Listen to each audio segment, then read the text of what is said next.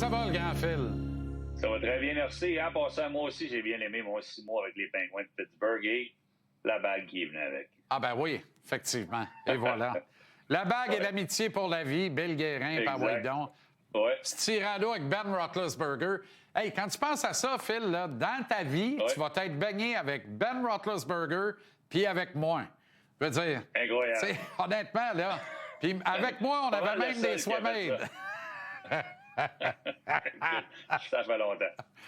Cuvée de la Q, Phil. Ouais. Une belle cuvée 2026. Ben, Marc-André Fleury qui est là, en lien avec les Pingouins. Donald Odette qui m'a accueilli chez eux. C'est eux que je connais le plus. Donald Odette et Manon m'avaient accueilli chez eux avec les Sortes de Buffalo. Méritent amplement d'être là. Puis Jacques Tanguay, en tant que bâtisseur, honnêtement, moi, j'ai eu Jacques. J'ai pas eu beaucoup de patrons dans la vie. Son père était mon patron à Rimouski. Jacques a été mon patron avec les Remparts de Québec, le meilleur patron que j'ai jamais eu. Puis les autres joueurs qu'on voit ici à l'écran méritent tous d'être là. Très, très belle cuvée là, pour 2026 avec Jean-Marie du Québec. Bravo. Party pogné en Floride, Phil? J'ai eu la chance de jouer à Los Angeles quand même, puis j'ai eu la chance de jouer à Dallas, des marchés peu orthodoxes. Mais il me semble que ça fait pas si longtemps qu'on disait « Ah, le hockey dans le Sud, ça fonctionnera jamais ». Mais excuse-moi, moi, j'ai fêté la Coupe Stanley. Je pense que celle-là, on peut la fêter plus longtemps qu'une médaille d'or. Là. Mais j'ai fêté la Coupe Stanley quelques jours.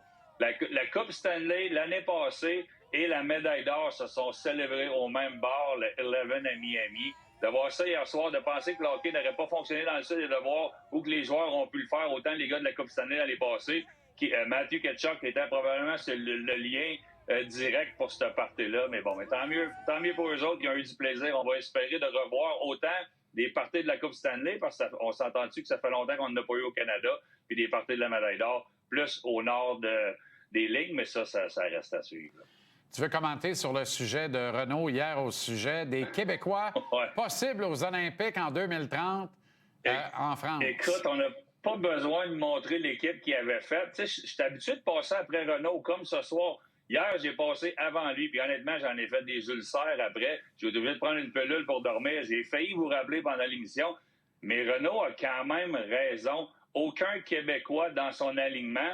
Les deux possibles étant Desnoyers, qui était sur l'équipe Canada Junior, et Carbonneau, qui était avec Blainville, comme possible. Qu'est-ce qui s'est passé entre les deux gars-là? Là, je veux pas les enlever de l'équipe Canada, mais qu'est-ce qui s'est passé entre ces deux jeunes-là et les Simon Gagné, Patrick Roy, Martin Brodeur, les Martin Saint-Louis, qui étaient nos Québécois, qui nous rencontraient, qui nous représentaient fièrement. On est sérieusement dans un creux de vague. J'ai hâte de voir ce qu'on va faire parce que j'aime le hockey. Je t'en ai parlé il y a quelques mois. Je pense qu'une des choses qui peut nous aider ici, vous en as parlé tantôt avec le Bear, aux États-Unis, c'est fou le hockey. Ça va être encore pire, il va y avoir des arénas partout. Il y a un enthousiasme que là, les athlètes vont choisir le sport du hockey versus gars et filles versus autres sports qu'ils pourraient choisir. Bien, espérons que le Canadien de Montréal, avec des mots positifs, avec peut-être des Coupes Stanley dans le futur, réussiront à ramener un certain enthousiasme, des fonds pour nos arénas, pour ramener des Québécois dans nos équipes. Ça, c'est pas ça qui est important, qu'on ait des Québécois partout dans la Ligue nationale, mais veut pas, on en est fiers, puis c'est plate de voir qu'on n'a pas plus que ça entre les Rois, Brodeur, Gagné, puis les joueurs qu'on verra peut-être en 2030. Ouais, puis si on élargit ça un peu, là, même le Rock, le Rest of Canada, doit se poser des questions, Phil, parce que plus ça se développe aux États-Unis, plus les dirigeants, les propriétaires des équipes américaines vont vouloir des GM américains puis des coachs américains. Combien de coachs canadiens / québécois travaillent aux États-Unis actuellement?